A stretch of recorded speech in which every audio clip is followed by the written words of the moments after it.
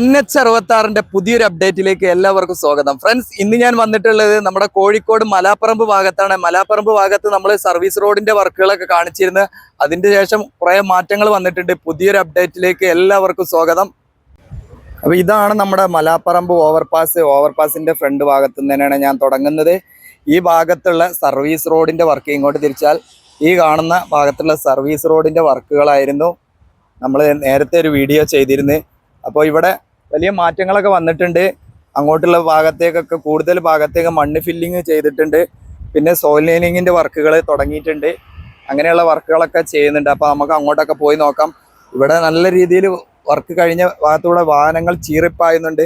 ആ ഭാഗത്ത് ശ്രദ്ധിക്കേണ്ടതുണ്ട്. അവിടെ റോഡ് പകുതി അടച്ചു വെച്ചിട്ടുണ്ട്. ഇവിടെ കാണാൻ നമുക്ക് 3 ലൈനിൽ 2 ലൈന് മാത്രമാണ് ഇപ്പോൾ തുറന്നു കൊടുത്തുകൊണ്ട്. അപ്പോൾ ഇതുവഴി യാത്ര ചെയ്യുന്നവർ ഇന്ന് പ്രത്യേകം ശ്രദ്ധിക്കുക. അവിടെ ഒരു സൈഡ് ഭാഗത്തേക്ക് മണ്ണ് ഇറക്കിയിട്ട് ബ്ലോക്കൊക്കെ ചെയ്തിട്ടുണ്ട്. അവിടെ വർക്ക് നടക്കുന്നതുകൊണ്ട് അപ്പോൾ നമുക്ക് ഈ ഭാഗത്തൊക്കെ ഒന്ന് നോക്കിയിട്ട് പോവാം. ഇവിടെ തന്നെ നമുക്ക് കാണാൻ പറ്റും. ഇവിടെ മലാപ്പറമ്പ് ഒരു ബസ് സ്റ്റോപ്പൊക്കെ വന്നിട്ടുണ്ട്. ബസ് സ്റ്റോപ്പിൻ്റെ വർക്കൊക്കെ കംപ്ലീറ്റ് ആക്കിയിട്ടുണ്ട്. അടിപൊളിയായിട്ടുള്ള ഒരു ബസ് സ്റ്റോപ്പ് ഉണ്ട് ഈ ഭാഗത്ത്. ഇതാണ് ഇതിൻ്റെ മുകൾ വശത്ത് ഈ ഭാഗത്തേക്ക് വരുമ്പോൾ കാണുന്ന ഒരു കാഴ്ച. അവിടെ ഒരു വലിയ എന്തോ പള്ളിയാണെന്നോ ഉണ്ട്. അവിടെ ഒരു പള്ളി എന്തോ വരുന്നുണ്ട്. ഇവിടെ നല്ല രീതിയിൽ വർക്കൊക്കെ കഴിഞ്ഞ് അതിൻ്റെ മുകളിലൂടെ ജപ്പാൻ കുടിവെള്ള പദ്ധതിൻ്റെ പൈപ്പൊക്കെ പോകുന്നുണ്ട് കേട്ടോ. അത് കാണാം. നമുക്ക് അവിടെ ഒരു പൈപ്പൊക്കെ കാണുന്നുണ്ട്. ഇതാണ് നമ്മുടെ വയനാട് അങ്ങോട്ട് കോളേജിൻ്റെ ഭാഗത്തേക്കൊക്കെ പോകുന്ന റോഡ്.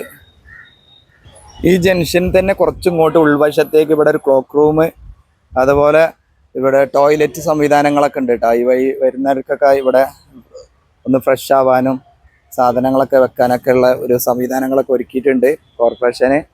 അപ്പോൾ ഇവിടെയൊക്കെ നേരത്തെ ഒരു കിണറൊക്കെ ഉണ്ടായിരുന്നു ഈ ഭാഗത്തൊക്കെ, അതൊക്കെ പോയിട്ടുണ്ട്. അപ്പോൾ നമുക്കിനി റോഡ് വർക്ക് നടക്കുന്ന ഭാഗത്തേക്ക് പോയി നോക്കാം. റോഡിൻ്റെ ഓപ്പോസിറ്റ് സൈഡിലേക്ക് വന്നിട്ടുണ്ട്. ഇവിടെ കാണാൻ നമുക്ക് 2 സൈഡിലേക്കുള്ള വാഹനങ്ങളും ഇപ്പോൾ ഈ ചെറിയ സർവീസ് റോഡിലൂടെ തന്നെയാണ് പോകുന്നത്. അവിടെ വർക്ക് നടക്കുന്നതുകൊണ്ട് ഇവിടെ വീതി കുറച്ച് കുറവാണ്. ഈ ഭാഗത്തൊക്കെ വീതി കുറവുള്ളതുകൊണ്ട് വാഹനങ്ങൾ ചില സമയത്തൊക്കെ 2 വാഹനങ്ങൾ വരുമ്പോൾ ബ്ലോക്ക് ഉണ്ടാവാറുണ്ട്. അപ്പോൾ ആ ഭാഗത്ത് മുകൾ ഭാഗത്താണ് ഇപ്പോൾ മണ്ണ് ഫില്ലിംഗ് ഒക്കെ ചെയ്ത് കാണാൻ. നമുക്ക് മെറ്റൽ മിക്സ് ആണ് അവിടെ കൊടുത്തിട്ടുള്ളത്.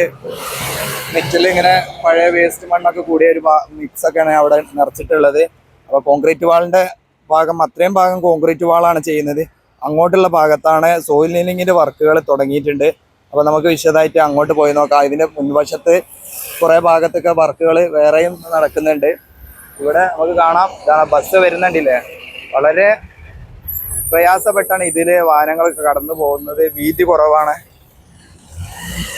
ഈ ഒരു ചെറിയൊരു ഭാഗത്ത് മാത്രമാണ് വീതി കുറവ്.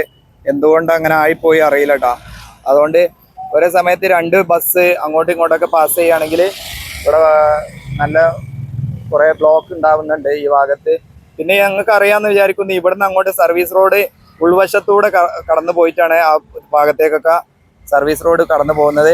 അപ്പോൾ നമുക്ക് ഈ വഴി അങ്ങനെ അവിടെ പോയിട്ട് ബാക്കിയുള്ള കാഴ്ചകൾ എന്താ നോക്കാം. കണ്ടില്ലേ, ഈ ഭാഗത്തൂടെയാണ് റോഡ് കടന്നു പോകുന്നത്, സർവീസ് റോഡ്. ഇവിടെ ഇങ്ങനെ ഇത്രയും കുറച്ച് ഭാഗം മാത്രം സർവീസ് റോഡ് ഉണ്ടാക്കാതെ ഇങ്ങനെ കാട് പിടിച്ച് കിടക്കുകയാണ് ഒരു ഭാഗം. എന്തുകൊണ്ട് അങ്ങനെ ആയിപ്പോയി എന്ന് അറിയില്ല കേട്ടോ. നിങ്ങൾക്ക് അറിയേണ്ടവരുണ്ടെങ്കിൽ കമൻറ്റിലൂടെ അറിയിക്കുക. അപ്പോൾ ഇവിടെ കാണാൻ നമുക്ക് സോയിൽ ലൈനിങ്ങിൻ്റെ വർക്കുകളൊക്കെ സ്റ്റാർട്ട് ചെയ്തിട്ടുണ്ട്. ഇവിടെ അതിൻ്റെ വണ്ടികളൊക്കെ കാണാം, സോയിൽ ലൈനിങ്ങിൻ്റെ മെഷീനറികൾ. ഇവിടെ ഹിറ്റാച്ചി അങ്ങനെയുള്ള വർക്കുകളൊക്കെ ചെയ്യുന്ന വണ്ടികളൊക്കെ കാണാം. ഇവിടെ റോഡിൻ്റെ കുറച്ച് ഭാഗം നേരത്തെ ഞാൻ പറഞ്ഞ പോലെ ഇവിടെ സെൻറ്ററിലേക്ക് ഇറക്കി വെച്ചിട്ടുണ്ട്. ഒരു ക്രാഷ് ബാരിയറുകൾ വെച്ച് മണ്ണ് അവിടെ നിന്ന് ഇങ്ങനെ എടുത്തുകൊണ്ടിരിക്കുകയാണ്, താഴോട്ട് ഇങ്ങനെ നീക്കിക്കൊണ്ടിരിക്കുകയാണ്. പിന്നെ അകത്തുനിന്ന് ഇങ്ങനെ ഹിറ്റാച്ചി ഉപയോഗിച്ച്, അതുപോലെ JCB ഒക്കെ ഉപയോഗിച്ച് മണ്ണ് എടുത്ത് മാറ്റുന്നുണ്ട്. അങ്ങനെ വർക്ക് കഴിഞ്ഞാൽ മാത്രമാണ് ഇനി ഈ ഭാഗത്തുള്ള റോഡ് തുറന്നു കൊടുക്കുള്ളൂ.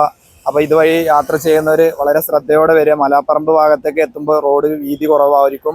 വലിയ രീതിയിലുള്ള സിഗ്നലൊന്നും അവിടെ കൊടുത്തിട്ടില്ല. ആക്സിഡൻറ്റുകളൊക്കെ സംഭവിക്കാൻ സാധ്യതയുണ്ട്. അപ്പോൾ റോഡ് വർക്ക് കംപ്ലീറ്റ് ആകാത്തതുകൊണ്ട് നിങ്ങൾ എല്ലാ ഭാഗത്തും പോകുന്ന സമയത്തൊന്ന് ശ്രദ്ധിക്കുക. കുറ്റിപ്പുറം ഭാഗത്തൊക്കെ സ്ഥിരമായിട്ട് അപകടങ്ങൾ ഉണ്ടാകുന്നുണ്ട്. നമ്മൾ കഴിഞ്ഞ ദിവസം വീഡിയോ എടുക്കാൻ പോയ സമയത്ത് പോലും ആക്സിഡൻറ്റുകൾ സംഭവിച്ചത് ഞാൻ കണ്ടിരുന്നു. അപ്പോൾ വർക്ക് നടക്കുന്ന സ്പോട്ടുകൾ അറിഞ്ഞിട്ട് നമ്മൾ ആ ഭാഗത്തൂടെ വാഹനങ്ങൾ ഓടിച്ചു പോവുക. ഇവിടെ ഏകദേശം ഒരു 2-3 മീറ്റർ ഉള്ളിലോട്ടാണ് ഈ കമ്പികൾ അടിച്ച് കയറ്റിയിട്ടുള്ളത്. അതിൻ്റെ മുകളിൽ സിമെൻറ്റ് സ്പ്രേ ചെയ്ത് അവിടെയൊക്കെ ഒരു ഷീറ്റ് ഉപയോഗിച്ച് അതിൻ്റെ ചെയ്യുന്നുണ്ട്. വേറൊരു വ്യത്യസ്ത ഡിസൈനിലാണ് ഇവർ ചെയ്യുന്നതുകൊണ്ട് അപ്പോൾ നമ്മൾ വേറെ ഭാഗത്തൊന്നും ഇങ്ങനെ കണ്ടിട്ടില്ല. കൂടാതെ അതിൻ്റെ സർവീസ് റോഡിൻ്റെ ഭാഗത്താണ് ഇപ്പോൾ ആ ലോറിയൊക്കെ നിൽക്കുന്നത് കേട്ടോ. സർവീസ് റോഡ് ഇങ്ങോട്ട് ഇങ്ങനെ വരാനുള്ള ഭാഗമാണ് ആ ഭാഗത്തെ. ഇതുപോലെ രീതിയിൽ നമുക്ക് ശരിക്ക് വട്ടപ്പാറ ഭാഗത്തും സർവീസ് റോഡിൻ്റെ നിർമ്മാണം നടത്താൻ പറ്റുമെന്നാണ് എനിക്കും തോന്നുന്നത്. കുറേ ആളുകൾ കമൻറ്റ് ചെയ്തിരുന്നു, എന്തുകൊണ്ട് വട്ടപ്പാറ ഭാഗത്ത് ഇതുപോലെ സർവീസ് റോഡിൻ്റെ ഭാഗത്ത് സോയിൽ നീലിംഗ് ചെയ്യുന്നില്ല, കോൺക്രീറ്റ് വാൾ കൊടുക്കുന്നില്ല എന്ന് അറിയില്ല. കമ്പനികളുടെ ഓരോരോ രീതികളും അവർക്ക് കൊടുത്തുള്ള നിർദ്ദേശങ്ങൾ അനുസരിച്ചായിരിക്കും അവരുടെ വർക്കുകൾ. അപ്പോൾ പുതിയതായിട്ടുള്ള കൊട്ടേഷന് അവർക്ക് കിട്ടിയിട്ടുണ്ടാവില്ല. ഒരുപക്ഷെ അത് കഴിഞ്ഞാൽ ഇതുപോലെ ചിലപ്പോൾ ചെയ്യാൻ സാധ്യതയുണ്ട്. അല്ലെങ്കിൽ വളാഞ്ചേരി ഭാഗത്തേക്ക് പോകാൻ വേറെ ഒരു റോഡ് പുതുതായിട്ട് നിർമ്മിക്കുന്നൊക്കെയാണ് കേട്ടത്. വട്ടപ്പാറ ഭാഗത്ത് വലിയ പ്രശ്നങ്ങളൊക്കെ ഉണ്ടായിരുന്ന സ്ഥലം, അവിടെ ഇപ്പോഴും ഒരു വ്യക്തത ആയിട്ടില്ല. വർക്ക് കംപ്ലീറ്റ് ആയി എന്ന് പറയാം, പക്ഷെ സർവീസ് റോഡിൻ്റെ കാര്യത്തിൽ ഒരു തീരുമാനം എത്താത്തതുകൊണ്ടാണ്. അപ്പോൾ നമുക്ക് ആ ഭാഗത്തൂടെ ഒന്ന് പോയിട്ട് നോക്കിയിട്ട് വീഡിയോ അവസാനിപ്പിക്കാം.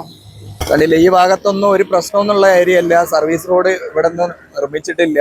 ഇവിടെയൊക്കെ ഇങ്ങനെ ഒരു മണ്ണെടുത്തൊരു ഭാഗമാണ് കാണാം ഇങ്ങനെ കിടക്കുന്ന.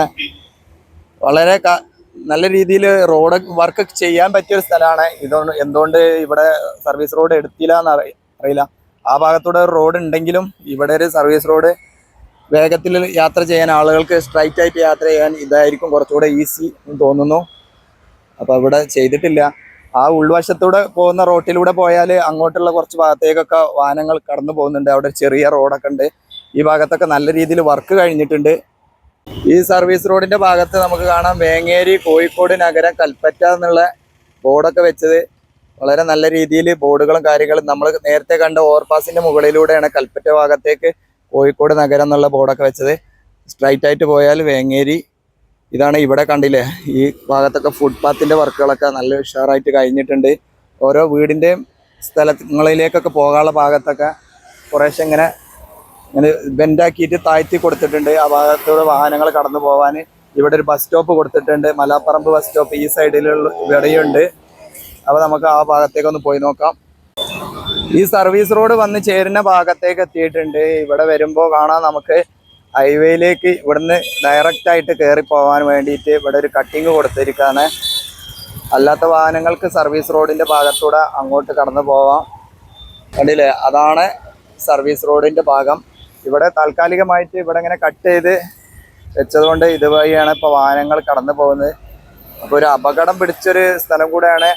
ഹൈവേയിലൂടെ വാഹനങ്ങൾ വേഗത്തിൽ വരുമ്പോൾ ഇവിടെ ഒരു വാഹനങ്ങൾ ക്രോസ് ചെയ്യുന്നൊരു ഭാഗം കൂടെ ആണ്.